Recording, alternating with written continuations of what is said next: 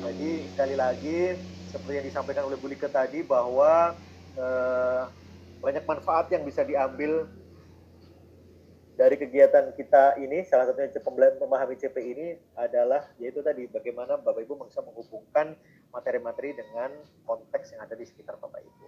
Oke, baik, terima kasih Bapak Ibu, diskusinya yang kedua ini luar biasa.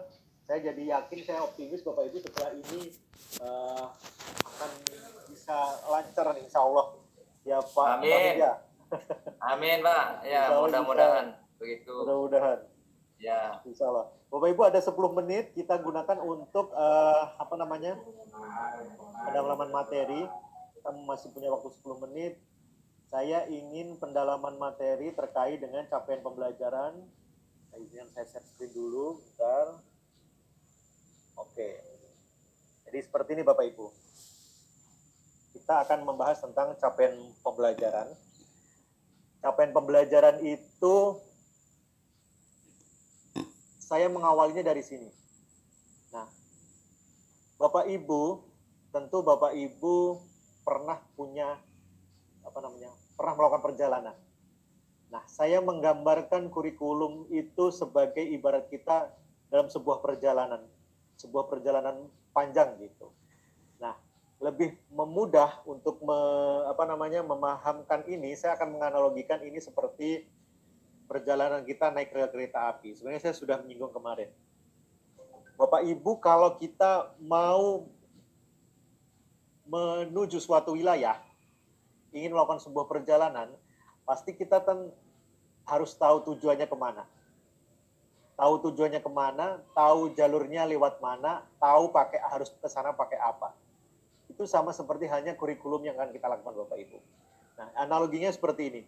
Kalau kita mau dari Surabaya ke Jakarta naik kereta api, ya Bapak Ibu, mau ke dari Surabaya ke Jakarta naik kereta api.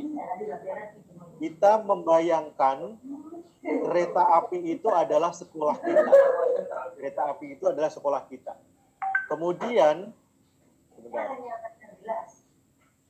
kereta api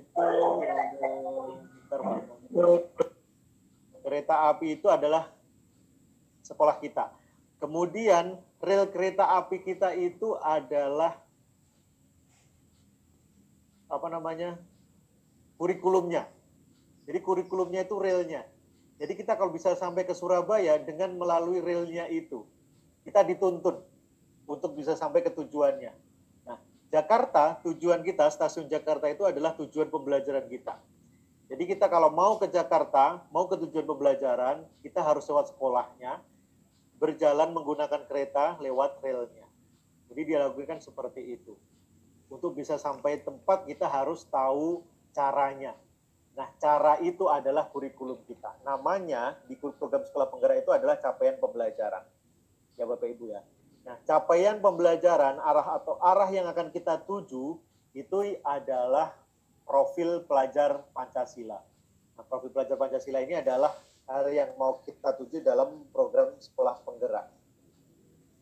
Stasiun tujuannya itu ini Bapak Ibu. Jadi yang akan kita tuju itu ini, profil pelajar Pancasila. Nah, kemudian Bapak Ibu, capaian pembelajaran itu kalau dalam kurikulum 2013 itu adalah kompetensi inti dan kompetensi dasar. Jadi kompetensi inti dan kompetensi dasar itu yang digabung jadi satu, itu namanya CP, capaian pembelajaran.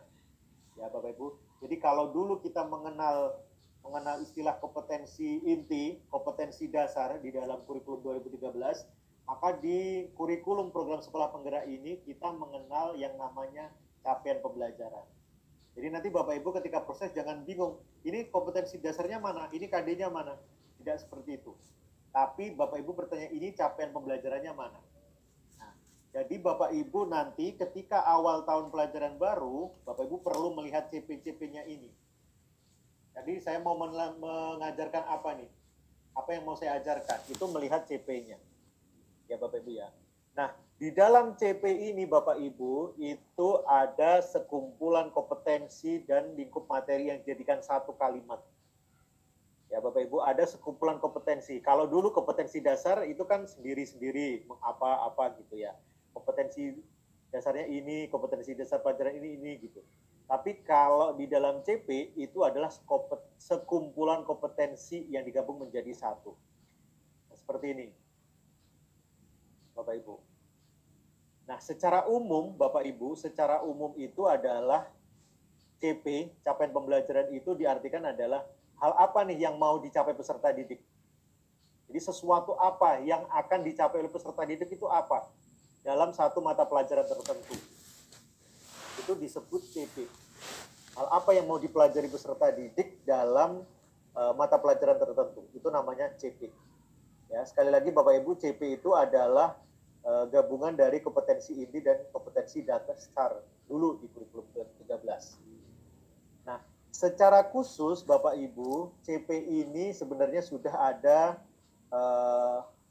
regulasinya, peraturannya mana ya? Peraturannya, bentar. CP itu sudah ada peraturannya di Keputusan Menteri RI nomor 958 tahun 2020. Di sana sudah ada tentang CP-nya. Ya, Keputusan Menteri tentang capaian pembelajaran itu sudah ada jadi di CP itu bahasanya itu berupa kalimat utuh, terdiri dari beberapa seperti yang saya bangga tadi, beberapa kompetensi, sekumpulan kompetensi dan lingkup materi yang dijadikan dalam sebuah narasi, sebuah kalimat besar. Gitu. Jadi seperti ini. Pada fase A, peserta didik dapat mengenal dan mendeskripsikan. Bla bla bla bla. Peserta didik dapat menyusun. Peserta didik dapat menentukan posisi benda. Jadi dalam satu CP ini terdiri dari sekumpulan beberapa kompetensi, juga sekumpulan materi. Nah dulu kalau Bapak Ibu ingat, dalam kurikulum 13 ini kan dipisah menjadi beberapa kompetensi dasar ya Bapak Ibu. Tapi kalau di CP ini dijadikan satu. Ya, jadi beberapa KD, beberapa kompetensi itu dijadikan satu. Nah, kemudian Bapak Ibu, yang membedakan antara CP-nya PAUD dengan CP-nya SD itu di sini. Kalau di CP-nya PAUD itu lebih menyiapkan anak untuk bisa ke tahap selanjutnya, bisa ke jenjang sekolah dasar. Tapi kalau CP-nya di SD sampai SMA itu adalah sekumpulan Bapak Ibu, materi yang tersusun secara terstruktur, hierarkis. Jadi mulai dari mudah, sedang sampai sulit di SMA itu lebih sulit. Jadi ada urutannya. Tapi kalau PAUD, TK itu lebih umum bahwa ini untuk menyiapkan anak untuk bisa masuk ke sekolah dasar. Jadi CP-nya itu terkait dengan nilai agama, fisik, motorik, emosional, bahasa, dan kognitif. Cuma seperti itu. Tidak ada baca tulis hitung di sana. Nah, kalaupun ada baca tulis hitung, itu biasanya sekolah-sekolah yang curi-curi untuk bisa memberikan itu. Padahal kalau melihat CP-nya itu tidak ada calistung di jenjang PAUD maupun TK. Nah, sementara di SD sampai SMA itu CP itu dimulai dari hal yang sederhana, pengenalan bahasa sampai kepada hal yang sulit. Ada urut-urutannya, hierarkis. Nah, CP itu disusun ini Bapak Ibu terstruktur dan spesifik. Yang pertama disusun berdasarkan taksonominya. Ya Bapak Ibu terukur spesifik. Kalau Bapak Ibu amati tadi di CP itu ada taksonominya. Ya Bapak Ibu, kita kembali ke awal. Contoh CP-nya. Nah ini Bapak Ibu, yang saya garis bawah sama yang saya miring ini adalah urutan taksonominya. Jadi dalam sebuah CP itu ada urutan taksonominya. Kalau Bapak Ibu ingat, mengenal itu dalam taksonomi itu kan termasuk masih dalam tahap pengetahuan, berarti C1. Ya Bapak Ibu. Kemudian mendeskripsikan, itu sudah mulai ke pemahaman, berarti sudah masuk C2. Kemudian peserta didik menyusun itu sudah aplikasi, berarti itu C3. Kemudian menentukan itu berarti menganalisis. Peserta didik menentukan posisi benda, dia menganalisis. Kanan, kiri, depan, belakang. Berarti itu sudah masuk C4. Berarti Bapak Ibu dalam sebuah CP, itu nanti Bapak Ibu akan mengetahui urutan taksonomi mulai dari yang mudah sampai kepada yang sulit. Ya, itu hanya untuk satu CP lah Bapak Ibu. Belum lagi kalau beberapa CP. Pasti taksonominya akan jauh lebih bervariasi seperti itu. Itu prinsip penyusunan CP. Kemudian Bapak Ibu, yang kedua, prinsip penyusunan CP itu memperhatikan aspek pengetahuan dan keterampilan. Yang berbeda, saya ulangi lagi, berbeda dari CP ini, kalau dulu di kompetensi dasar yang dulu, ada perpisahan Bapak Ibu. Kompetensi dasar untuk KI 1, KI 2, KI 3, dan KI 4. Itu sendiri-sendiri Bapak Ibu. Yang terbaru di CP ini, KI 1, 2, 3, 4 itu dijadikan, KD 1, 2, 3, 4 itu dijadikan satu. Kalau Bapak Ibu mengamati di sini, mengenal, mendeskripsikan itu termasuk dalam lingkupnya, pengetahuan. Menyusun, menentukan itu termasuk dalam lingkupnya keterampilan. Jadi Bapak Ibu ini adalah gabungan dari pengetahuan, keterampilan, sikap. Walaupun sikap tidak terlihat secara tertulis di sini, tapi sikap-sikap itu muncul Bapak Ibu. Profil pelajar Pancasila itu muncul dalam setiap kalimat dalam CP ini. Ya Bapak Ibu, mulai dari mengenal, menyusun, menentukan, itu artinya ada profil pelajar Pancasila yang dikembangkan di sana. Bapak Ibu. Mungkin kalau menentukan ya,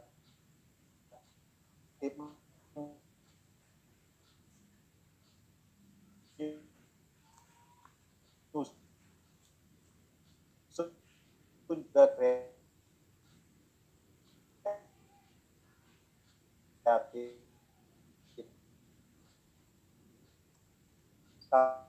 Suara putus Pak Adin. Di teman-teman bagaimana? Belum spesifik. Jadi Jadi Bapak Ibu menjadikan itu gimana? Jaringannya putus-putus, Pak. Suaranya putus-putus, Pak. Suaranya Pak Adin tadi hilang. Gambar-gambar putus-putus juga, Pak. Bagaimana Bu? Suaranya putus-putus. Boleh ulang Pak Adin. Oh, oke. Soalnya Pak Adin. Oke. Sekarang sudah.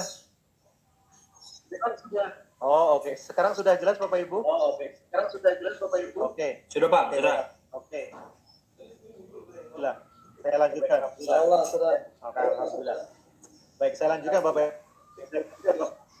Ibu. Jadi ini prinsip penyusunan CP itu seperti itu Bapak Ibu ya. Jadi mulai dari struktur, spesifik, dan fleksibel. Semuanya ada di sana. Nah, kemudian Bapak Ibu, kita bahas ruang lingkupnya CP. CP itu dalam sebuah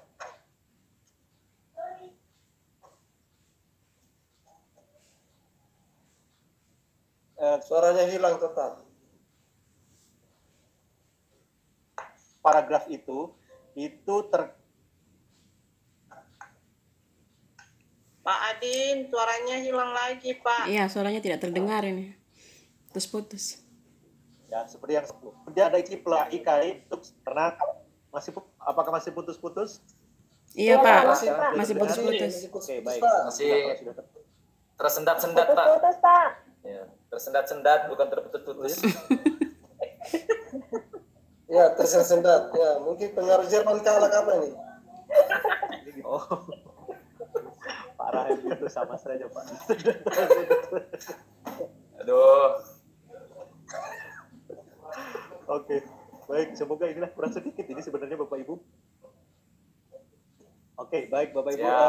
Kemudian Bapak Ibu, CP ini dirumuskan berdasarkan fase. Jadi Bapak Ibu bukan per kelas lagi, tapi berdasarkan fase seperti yang saya sampaikan kemarin. Jadi bukan lagi silabusnya per kelas 1, sendiri, 2, 3, 4, 5, 6 sendiri-sendiri, tapi CP ini untuk per fase. Jadi CP-nya kelas 1, 2 itu jadi 1, CP-nya untuk kelas 3, 4 jadi 1, 5, 6 jadi 1. Oleh karena itu kenapa Pak Sofyan kemarin saya bilang Bapak Ibu perlu duduk bersama itu karena untuk istilahnya bahasa Jawanya itu menganalisis, memetakan mana ini yang perlu diajarkan di kelas 1 dan mana yang diajarkan kelas 2. Dan sangat mungkin juga Bapak Ibu di dalam CP yang sama, walaupun kelasnya berbeda, sangat mungkin di kelas 4 itu masih diajarkan materinya kelas 3. Karena malah masih dalam satu fase. Misalnya dalam kelas tersebut kok ketika diajarkan tentang penjumlahan operasional hitungan pecahan ternyata peserta didik malah masih belum bisa, maka sangat mungkin di kelas 4 itu guru akan mengajarkan tentang konsep pecahan sejenis, konsep menyederhanakan pecahan, membaca pecahan. karena masih dalam satu fase, Bapak Ibu ya. Masih dalam satu fase. Ini seperti yang Bapak Ibu pelajari kemarin, fase A, fase B, fase C, itu urutannya seperti ini. Saya ingin menunjukkan lebih langsung saja Bapak Ibu di contoh mungkin ya. Contoh untuk CP matematika. Nah, komponennya itu ada 4 Bapak Ibu. Yang pertama itu komponen rasional, itu kenapa, alasan kenapa CP ini di pelajaran ini disampaikan, termasuk profil pelajar Pancasila yang mau di dasar itu apa, kemudian tujuannya apa, materi pembelajaran matematika itu tujuannya untuk apa saja, kemudian karakteristiknya, dan yang terakhir adalah CP-nya. Itu 4 komponen. Nah, komponennya nanti Bapak Ibu cara membacanya seperti ini. Kalau misalnya Bapak Ibu mengajar di kelas 4, maka Bapak Ibu langsung menuju ke CP-nya fase B. Seperti ini. Bapak Ibu langsung masuk ke fase B, kelas, misalnya Bapak Ibu kelas 4. Setelah itu Bapak Ibu mengamati CP-nya ini. Misalnya bilangan. Bilangan ini CP-nya terkait dengan ini. Nah, kira-kira yang akan Bapak Ibu ajarkan di kelas 4 nanti yang mana? Bagian yang mana? Tentu tidak semuanya Bapak Ibu akan Bapak Ibu ajarkan di kelas 4 ini tidak, karena ini adalah CP-nya untuk kelas 3 dan kelas 4. Maka Bapak Ibu harus melihat, oh ini di kelas 4 NPB. Oh, tentang pecahan ini di kelas 4. Jadi seperti itu Bapak Ibu, cara melihatnya. Bisa, Itu juga dengan 50, betul ya? aljabar. 50, betul ya? Mungkin bisa. Oh, yang penting Seperti bisa, itu. belum tahu. Maka mana yang mau saya ajarkan? Oh, mungkin bagian yang dari sini sampai ke bawah ini bagian kelas 4. Seperti itu Bapak Ibu ya. Jadi itu bagaimana cara membaca CP-nya. Nah, CP itu kalau Bapak Ibu amati itu masih bahasanya masih terlalu umum, masih terlalu luas. Itu harus Bapak Ibu pisahkan menjadi yang kecil-kecil. Yang pisahkan kecil-kecil itu namanya adalah tujuan pembelajaran. Itu yang akan kita pelajari dalam kegiatan asinkronus setelah ini. Ya Bapak Ibu, di kegiatan asinkronus Bapak Ibu akan mempelajari tentang alur tujuan pembelajaran. Jadi alur tujuan pembelajaran itu adalah CP yang dipisah-pisah. Ya, jadi diuraikan, bahasa yang terlalu umum tadi itu diuraikan. Seperti itu. Apakah ada pertanyaan Bapak Ibu terkait dengan CP? Silakan Bapak Ibu. Ada Pak? Silakan Pak Sofyan. Iya, terkait dengan apa yang barusan Pak Adin jelaskan tentang memilah-milah CP, kan itu untuk satu fase, misalnya fase B untuk kelas 3 dan 4. Karena kita yang kelas 3 itu masih belum tahu tentang apa itu CP dan lain sebagainya, ini bagaimana? Apakah kita memilih sendiri atau bagaimana ini Pak? Untuk pemilihan CP-nya seperti yang Pak Andi tadi jelaskan. Terima kasih Pak. Oke, terima kasih Pak. Nah, untuk tahun pertama, karena Bapak Ibu pelaksana pertama, kelas 1 dan kelas 4 ini, maka Bapak Ibu bisa melihat CP-nya sendiri. Bisa melihat CP-nya sendiri, kemudian menganalisis sendiri. Ini mana yang perlu saya ajarkan di kelas 4. Terus kemudian kalau Bapak Ibu merasa ini belum belum cukup puas, Bapak Ibu bisa tanya ke guru kelas 3. Di kelas 3 itu matematika sampai apa sih gitu. Nah, di sana Bapak Ibu punya bekal, oh ini berarti batasan saya mengajar itu sampai sini. Tapi tidak menutup kemungkinan Pak Sofyan, kalau misalnya nanti Pak Sofyan ketika mengajar matematika menggunakan CP yang sudah Pak Sofyan pilih, tapi ternyata siswanya belum memahami materi sebelumnya, Pak Sofyan bisa mengulangi mengajarkan CP sebelumnya. Ya Bapak Ibu, Pak Sofyan ya. Jadi seperti itu. Untuk sementara waktu kita kerja sendiri, memilah-milah CP mana yang mau diajarkan di kelas Pak Sofyan. Tapi kalau misalnya Pak Sofyan ingin bertanya kepada guru kelas sebelumnya, itu disilahkan. Artinya untuk mengetahui gambaran di kelas 4 pelajaran matematika itu sampai sejauh mana. Seperti itu, Pak Sofyan. Gimana Pak Sofyan? Terima kasih Pak, sudah paham. Pak Adin, boleh saya? Oke, sama-sama Pak Sofyan. Nanti ya silakan boleh silakan boleh. Pak Adin, kalau lihat dari capaian pembelajaran yang tadi Pak Adin sampaikan bahwa capaian pembelajaran itu adalah gabungan dari KIKD yang selama ini kita laksanakan ya, yang kita laksanakan. Jadi misalnya kayak matematika ini Pak. Betul. Dan matematika ini seperti matematika ini kan kelas 4 itu kalau tidak salah hampir 10 KD ya kalau 1 tahun pelajaran. Untuk matematika itu hampir 10 KD. Tapi dilihat dari capaian pelajaran, semalam saya lihat itu kan cuman yang ada materinya itu pecahan, kemudian KPK FPB, yang tidak terlihat itu seperti sudut, ya sudut tidak ada. Apakah itu tidak lagi diajarkan karena berdasarkan capaian pembelajaran yang ada atau bagaimana Pak? Itu sih pertanyaannya Pak. Oke. Jadi bisa jadi. Oke, terima kasih Bu Lika. Ada 2 jawaban Bu Lika. Yang pertama, seperti kita pelajari di hari beberapa itu bahwa di kurikulum sekolah penggerak ini ada mengurangi beberapa konten, beberapa mengurangi materi. Bisa jadi yang Bu Lika lihat itu ketika tidak ada sudut, bisa jadi itu salah satu materi yang dihilangkan dalam program sekolah penggerak kurikulumnya. Nah, yang kedua bisa jadi yang Ibu Lika lihat itu tadi, kenapa sudut tidak ada? Mungkin sudut itu masuk di ranahnya geometri. Jadi di geometri itu disampaikan. Karena ketika kita membaca CP, kita harus melihat tuntas mulai dari setiap domainnya. Mulai geometrinya dilihat, kemudian pecahannya juga dilihat, kemudian pengolahan datanya dilihat. Siapa tahu itu masuk di miliknya ranahnya yang lain. Jadi ada 2 kemungkinan jawaban, Bu Lita. Kemungkinan yang pertama memang disengaja dikurangi kontennya. Kemudian yang kedua bisa jadi itu ada di bagian CP yang lain.